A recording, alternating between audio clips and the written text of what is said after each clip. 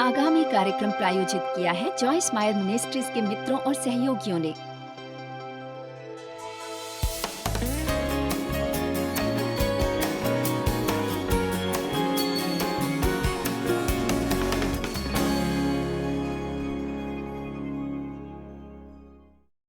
आप में अनुशासन है। आइए 2 तीमुथियुस एक साथ लगाते हैं। परमेश्वर ने हमें भय की आत्मा नहीं दी है। एक चीज जिससे आपको नहीं डरना है वो है प्रलोभन। बहुत लोग सोचते हैं काश मुझे प्रलोभन न होता। आपको प्रलोभन अवश्य होगा। आपको आलसी होने का प्रलोभन होगा, आपको गलत खाने का प्रलोभन होगा, आपको जागते रहने का प्रलोभन होगा जब आपको सोना चाहिए, और सोने का प्रलोभन होगा जब आपको जागना चाहिए। परंतु हम सभी प्रलोभन को ना कह सकते हैं। यदि हम ना कहना सीख लें तो उसके परिणाम होते हैं। 2 तीमुथियुस 1:7 के अनुसार परमेश्वर ने हमें भय, कायरता, डर कर पीछे हटने की और भीरुता की आत्मा नहीं दी है। परमेश्वर चाहते हैं कि हम निडर हों, आत्मविश्वासी हों।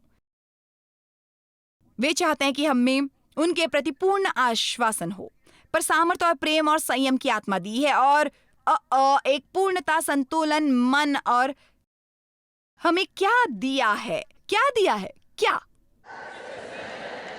क्या? अनुशासन। परमेश्वर हमें पहले ही अनुशासन दे चुके हैं। सो ये कहने का कोई लाभ नहीं मुझ में अनुशासन नहीं है, मेरा अपने पर नियंत्रण नहीं है। दोबारा कभी अपने मुंह से ये मत निकलने दीजिए। यदि हम अपने को किसी पक्ष में अनुशासित नहीं करना चाहते तो हमें कम से कम सच कहना चाहिए, मैं ये नहीं करने वाला हूं क्योंकि मैं करना नहीं चाहता।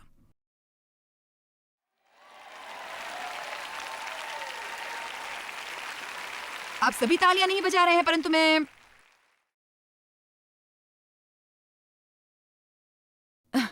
जैसे वो बहुत कठिन हो। मुझसे नहीं होगा, ये बहुत कठिन है। हमें कठिन के लिए अभिषेक मिला है, हमें पवित्र आत्मा ने कठिन के लिए बुलाया है।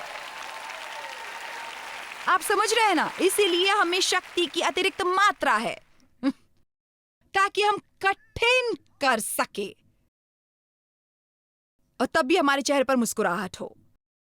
और जब हम गुप्त में कठिन कार्य करते हों, हम तब भी अन्य लोगों की मदद कर सकें जिन्हें जरूरत हो, और कहें ये ले शैतान, ये कैसा लग रहा है।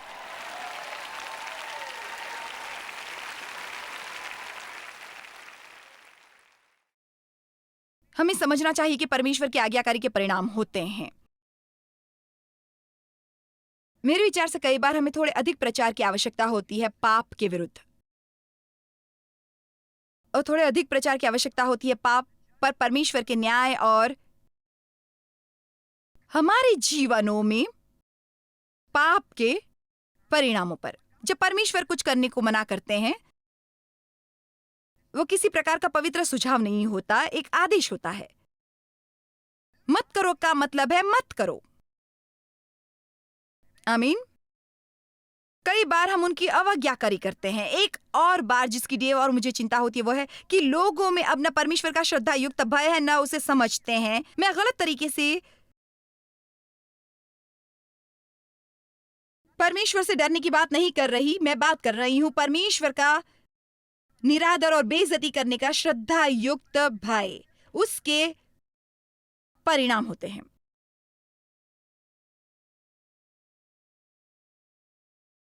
ये रोमियो 6:21 की ओर देखते हैं।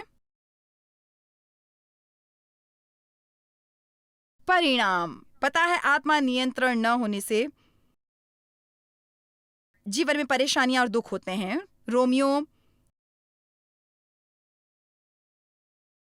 6:21, जिन बातों से अब तुम लज्जित होते हो उनमें से उस समय तुम क्या फल लाभ पाते थे? कुछ नहीं, क्योंकि उनका अंत तो मृत्यु। अब मैं एक सवाल पूछती हूँ, इतने वर्ष जो तुम पाप में जिए मसीह को स्वीकार करने से पहले, क्या आपको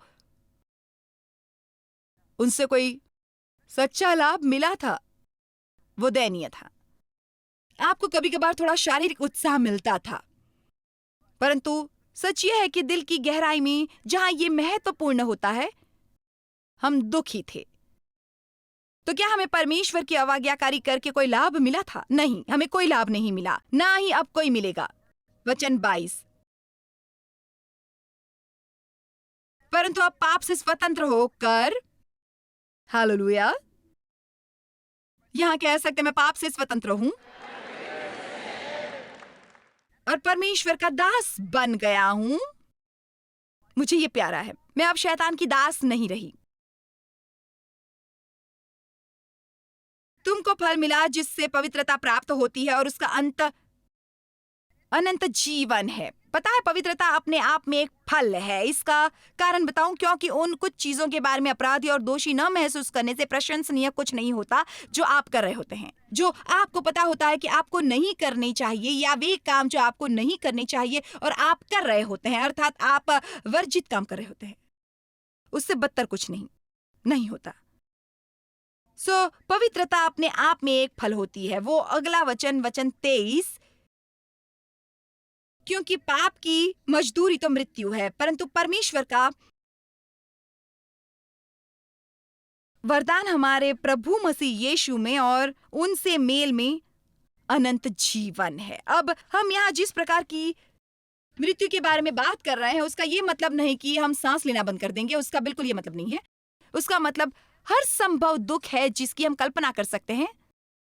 मैं कुछ बताऊं, मैं पूर्ण ईमानदारी से कहूंगी, मुझे पता है कि यहाँ कुछ लोग हैं और टीवी द्वारा देखने वाले भी, आप शायद सुन रहे हैं, बाद में किसी प्रकार की रिकॉर्डिंग, आप दुखी हैं। दुखी लोग भी गिरजे जाते हैं। आपको पता है, मुझे पता है, क्योंकि मैं बहुत समय तक दुखी थी। मैं पवित्र मुखौटा लगाकर कहती थी प्रभु की महिमा हो, पर अंदर से मैं बहुत दुखी थी। और दुखी लोग दूसरों को दुखी करते हैं, कम से कम कोशिश तो करते हैं। और आपके दुख का एक कारण, मैं निडरता से ये कहूंगी कि आपके दुखों का एक कारण केवल अनुशासन और आत्म संयम की कमी है। आपको पता है, आपको कुछ काम करने के लिए, परंतु वे करने की बजाय आप बहाने बनाते रहते हैं। आप वहां बैठकर जितना चाहे मासूम बन सकते हैं।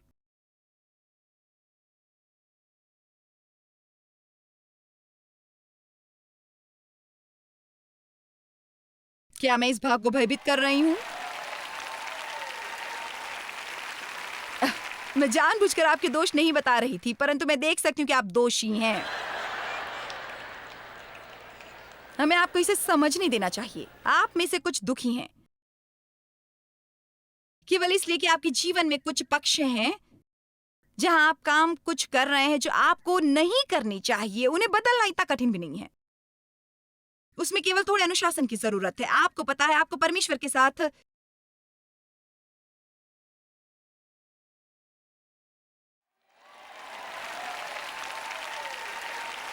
समय बिताना चाहिए। ये बहुत कठिन है और मैं बहुत व्यस्त हूं क्या करने में, ये काम जो आपको दुखी करते हैं।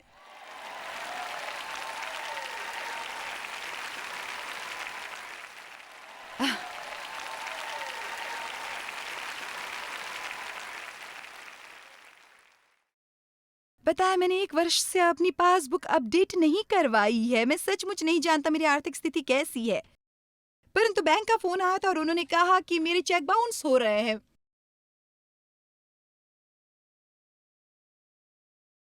देखिए, मैं आपको कैसे दोष बता सकती हूँ। आपके घर में कुछ भी ढूंढना संभव नहीं है।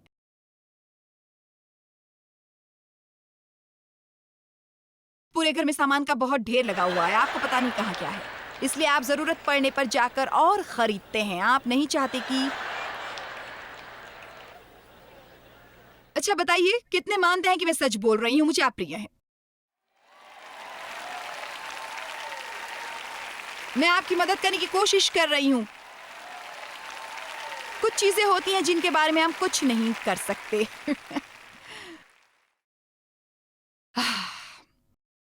परंतु जिन चीजों के बारे में हम कर सकते हैं, हमें वो करनी चाहिए। मेरी बात याद रखिएगा, वो जरूर करनी चाहिए। 60 या 75% या शायद अधिक, आपकी शायद उससे अधिक फीसदी समस्याएं हल हो जाएंगी यदि आप प्रतिदिन आधा घंटा बिताना आरंभ करेंगे। परमेश्वर, मुझे आपकी जरूरत है। मैंने प्रवचन सुना था, टी शर्ट खरीदी थी, सेमिनार में गया था, परंतु अभी भी बुरे हाल में ही हूँ। परमेश्वर, मुझे आपकी जरूरत है। प्रभु, आपको मेरी मदद करनी होगी। यदि आप मुझे नहीं बदलेंगे परमेश्वर, मैं कभी नहीं बदलूंगा। प्रभु, आपको मेरी मदद करनी होगी। यदि आप मुझे नहीं बदलेंगे परमेश्वर, मैं कभी नहीं बदलूंगा। प्रभु, आपने मुझे इस विवाह में टिके रहने को कहा है और मैं नहीं जानता कि यह संभव है परमेश्वर, परंतु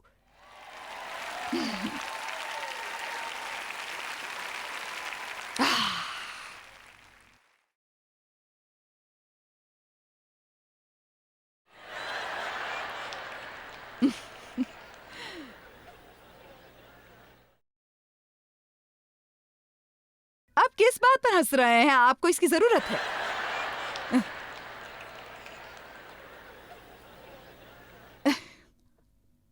मैं परमेश्वर के साथ समय बिताना चाहता हूं, परंतु मैं उन्हें अपनी कार्य योजना में शामिल करना चाहता हूं। प्रभु दया करें। हम परमेश्वर को अपनी कार्य योजना में शामिल नहीं करते, हम उनके अनुसार अपना जीवन जीते हैं। परमेश्वर के राज्य और उनके धर्म को खोजो। मैं अच्छी तरह से जानती हूं।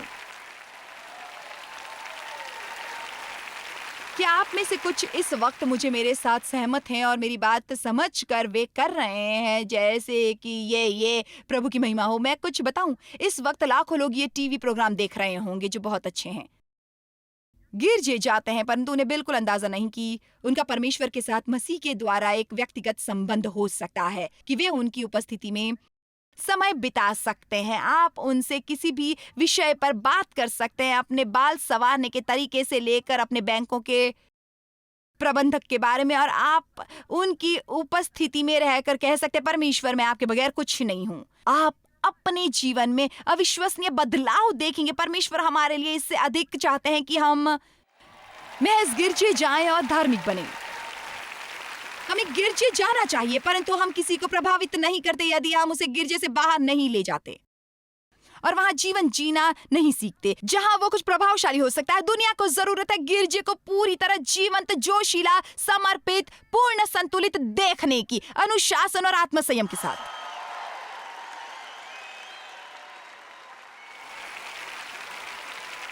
अनुशासन की कमी से जितनी योग्यता बर्बाद होती है वो बहुत दयनीय होती है।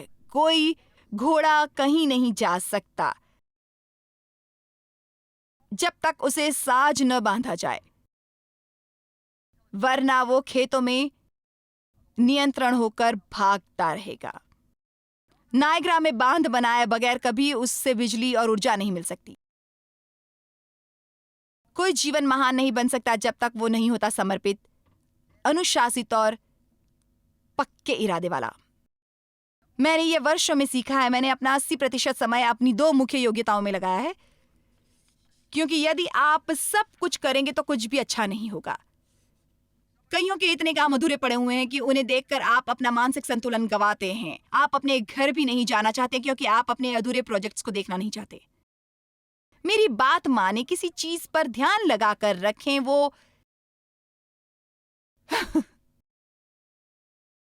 समाप्त करें। वो समाप्त करें जो आरंभ करें। उसकी ओर पूर्ण समर्पित रहें जो आपने करने की अपेक्षा की है। पता लगाएं आप में क्या योग्यता है और उसके प्रति समर्पित रहें। पता है मुझे कितने लोगों को ना कहना पड़ता है ताकि मैं उसको ध्यान दे सकूं जो मुझे करना है। हे परमेश्वर, हे परमेश्वर, सब लोग व्यस्त हैं, हम व्यस्त हैं, हम व्यस्त हैं, हम व्यस्त हैं। आप कैसे भाई व्यस्त है? ये 6 महीने से बात नहीं कर रहा, व्यस्त है। मैं बहुत व्यस्त था, मैं व्यस्त था। क्या आप फलदार हैं? परमेश्वर ने हमें व्यस्त होने के लिए नहीं बुलाया, फलदार होने के लिए बुलाया है। दोनों में फर्क है। घर जाकर अपने साथ एक मुलाकात करें। क्या आप कभी अपने साथ मुलाकात नहीं करते? मैं अक्सर अपने साथ मुलाकात करती हूं। एक दिन मैं सेंट लुइस छोड़कर 7 दिनों के लिए अकेली कहीं गई ताकि अपने साथ मुलाकात कर सकूं। मुझे बहुत समस्याएं थी और लंबी मुलाकात करनी पड़ी। आपको हैरानी होगी कि परमेश्वर आपको आपके जीवन की क्या कमजोरियां दिखाएंगे यदि आप शांत होंगे, उनसे बात करेंगे। अन्य बहुत से लोगों से ये पूछना बंद करें कि आपको क्या चाहिए। अच्छा, तो अब एक अनुशासित व्यक्ति के गुण। आइए एक छोटी सी परीक्षा लेते हैं। अव्वल तो अनुशासित व्यक्ति हमेशा आवश्यकता से अधिक करते हैं। वे उससे अधिक करते हैं जितना काम चलाने के लिए काफी होता है। वे हमेशा कुछ अतिरिक्त करते हैं। वे काम पर 5-10 मिनट जल्दी पहुंचते हैं। वे ऐन वक्त पर नहीं आते, न उसके बाद 5 मिनट बाथरूम में बिताते हैं। खाने के लिए 10 मिनट अधिक नहीं लेते। सबको शुभ प्रभात कहने में 10 मिनट और बिल्कुल भी नहीं लगाते। 20 मिनट देर से अपना काम आरंभ करके ये आशा नहीं करते कि कोई उन्हें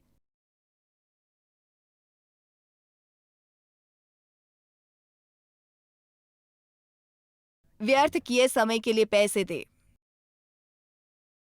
मैं समझती हूं हमें दोष अनुभव होता है। यदि मैं ऐसा करूंगा तो मुझे घर से जल्दी निकलना होगा, जिसका मतलब है मुझे रात को जल्दी सोना होगा और सुबह मुझे जल्दी जागना होगा। ये तो बहुत ही कठिन काम है। ये बहुत ही कठिन काम है। यदि यहाँ कोई व्यक्ति आज परमेश्वर और अपने बीच समर्पण करे कि वो जितना संभव है उत्तम मनुष्य बनने की कोशिश करेगा, मेरी आपको चुनौती है कि अब से 1 वर्ष बाद यहाँ आएं और मुझे बताने की कोशिश करें कि आपका जीवन वैसा ही है, क्योंकि वो वैसा नहीं होगा। वे पूर्णतः बदल चुका होगा। हमारी समस्या की साधारणता। मत्ती 25, 10 कुंवारियां, 5 मूर्ख, 5 बुद्धिमान। वे सभी दूल्हे के आने की प्रतीक्षा कर रही थीं, जो हमारे द्वारा मसीह की प्रतीक्षा करने के समान है। उन 5 ने जो मूर्ख थीं, कुछ अतिरिक्त नहीं किया था। वे 5 जो बुद्धिमान थीं, न केवल अपनी मशालें जलाने के लिए पर्याप्त तेल ले गईं, बल्कि वे अतिरिक्त तेल भी ले गईं। फिर क्या हुआ? जब दूल्हे को थोड़ी देर हुई और उनकी आशा से अधिक समय लगा, उन 5 मूर्खों की मशालें बुझ गईं। मैं आपसे कुछ कहूं, यदि आप परमेश्वर के साथ पर्याप्त समय नहीं बिताएंगे तो आपकी मशालें बुझ जाएंगी। आपका तेल समाप्त हो जाएगा। तेल पवित्र आत्मा के प्रतीकों में से एक है। हमारा तेल पर्याप्त नहीं होना चाहिए। उनके साथ वही हुआ जो लोगों के साथ होता है। उन 5 मूर्खों ने, जिनकी मशालें बुझ गईं, 5 बुद्धिमानों के पास जाकर कहा, हमें अपना थोड़ा तेल दे दो। कुछ न करने वाले हमेशा उनके पास जाते हैं जो करते हैं और चाहते हैं कि वे उनकी मदद करें। उससे ईर्ष्या करनी बंद करो जो किसी और के पास है, यदि आप वो नहीं करते जो उसने किया है। केवल इच्छा करनी छोड़कर थोड़े दृढ़ बनिए।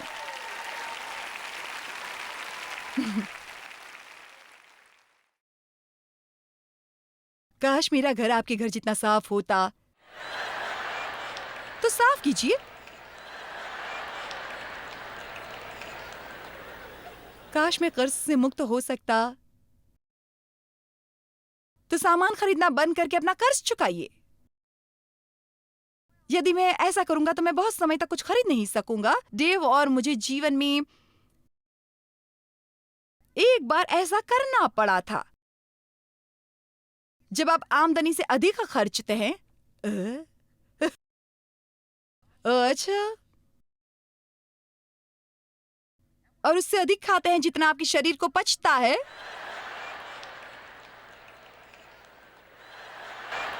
वू! प्रभु, आप सोच रहे हैं क्या ये समाप्त करने वाली है?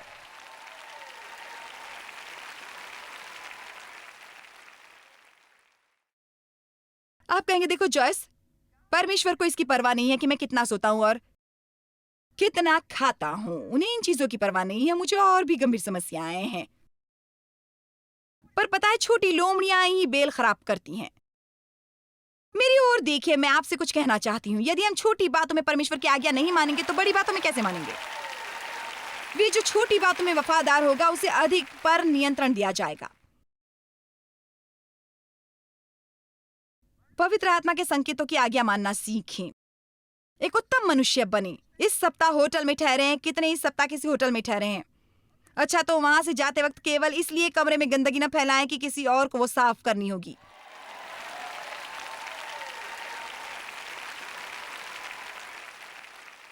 आपको वहां पर अपने बिस्तर झाड़ने चाहिए, सभी कूड़ेदान खाली करने और तौलिए धोने चाहिए नहीं, परंतु वहां गंदगी मत फैलाइए। जब भी हम अपने होटल के कमरे से निकलते हैं, हम लाइट्स ऑफ कर देते हैं, फिर निकलते हैं। क्यों? क्योंकि मुझे महसूस होता है कि यदि मैं होटल की मालिक या मैनेजर होती तो मुझे ये अच्छा लगता। सो हम क्या करते हैं? दूसरों के साथ वो करते हैं जैसा हम चाहते हैं वह हमारे साथ करें। छोटी छोटी बातें, छोटी छोटी बातें। कई बार हम अति साधारण के साथ रहते हैं और बहुत साधारण जीवन बिताते हैं कि हमें फिर से सिखाया जाना होता है कि उत्तमता क्या है। जब हमने अपनी सेवकाई आरंभ की थी 20 में, भूल गई कितने वर्ष हुए हैं, बहुत वर्ष हो गए हैं। कितने वर्ष हुए हैं शार्लेट, तुम्हें पता है? 26, हाँ शायद, हाँ। मैं उसे 10 वर्ष पहले से सिखा रही थी, सो मुझे वचन सिखाते हुए बहुत समय हो गया है। परमेश्वर ने मेरे दिल में 3 बातें कही थी। उन्होंने कहा, जो भी करो उत्तमता से करो। यदि तुम सही तरीके से नहीं करती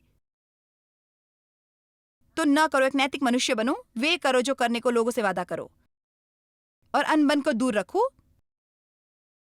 अपने विवाह में से, अपने घर में से, अपनी सेवकाई में से, तो मैं तुम्हें आशीष दूंगा। वे कठिन बातें नहीं थीं। और हमने इतने वर्षों में वे करने की कोशिश की है और हमारा हाल बुरा नहीं है। आप कह सकते हैं कि हम सफल हुए हैं। उत्तम बनिए।